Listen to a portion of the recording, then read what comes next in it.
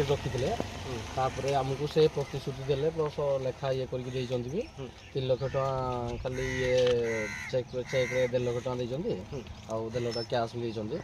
ଦେନ୍ ତାପରେ 4 ଲକ୍ଷ ଟଙ୍କା ତାଙ୍କର ଗୋଟେ ରହୁଛି ଯୋଜନା ଗୋଟେ ପିଏମ ଯୋଜନା ତାଙ୍କ ଟାଟା ଇଏ ଷ୍ଟିଲ୍ ତରଫରୁ ତାଙ୍କ HR ଡିପାର୍ଟମେଣ୍ଟ ସେଇଟା କହିଲେ ବି ସେ ଲେଖିକି ବି ଦେଇଛନ୍ତି ଆଉ ସେ ତାର ଯାହା ରିକ୍ୱାରମେଣ୍ଟ ଡକୁମେଣ୍ଟ ପରେ ନେବେ ବୋଲି କହିଛନ୍ତି ବି।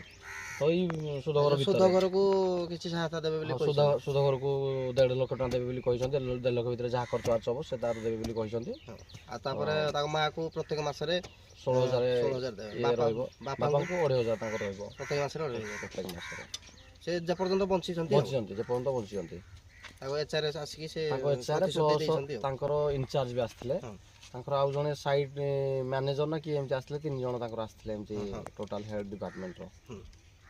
ତ ସେ ଘର ଉଠିକି ଶବ ସଂସ୍କାର ଟାଇମ୍ରେ ବି ଆସିଥିଲେ। ଟାଟାରେ କେତେ ଦିନ ଡ୍ୟୁଟି ହେଲା ତାର ଏଇଟା 2.5 ବର୍ଷ ତାର 2022 ମେ କେତେରେ ସେ ଜଏନ୍ କରିଥିଲା କହୁଥିଲେ ତାଙ୍କ ଯାହା HR ଡିପାର୍ଟମେଣ୍ଟ ସେଠି। ତ ସେ ଡ୍ୟୁଟି ଟାଇମ୍ରେ ବୋଲି ବି ସେ ବି କହିଲେ ଯେ ଆଉ ଦେଖ ଏମିତି ତମେ ଯଦି ତାଙ୍କର ଭେଣ୍ଡର କଣ୍ଟ୍ରାକ୍ଟର ସେ ଥିଲେ ତାହେଲେ ଟାଟାର ଇଏ ଥିଲେ ତ ଇଏ ଥିଲା ତାଙ୍କର କ'ଣ କହିଲ ଅପରେଟର ଥିଲା। ତ ସେ କହିଲେ କି ଆଉ ଏମିତି ଯେହେତୁ ଇଏ କଲେ ଆମେ ବି ଭାବୁଥିଲୁ ସେ ଯେହେତୁ ତାଙ୍କ ତରଫରୁ ସବୁ ପ୍ରତିଶ୍ରୁତି ଇଏ କଲେ ତ ଆମେ ନିଜେ ଆମ ଇଏକୁ ଧରିକି ଡେଡ୍ ବଡି ଧରିକି ଆସିଲୁ ଆଉ। ଥ୍ୟାଙ୍କ ୟୁ ଭାଇ।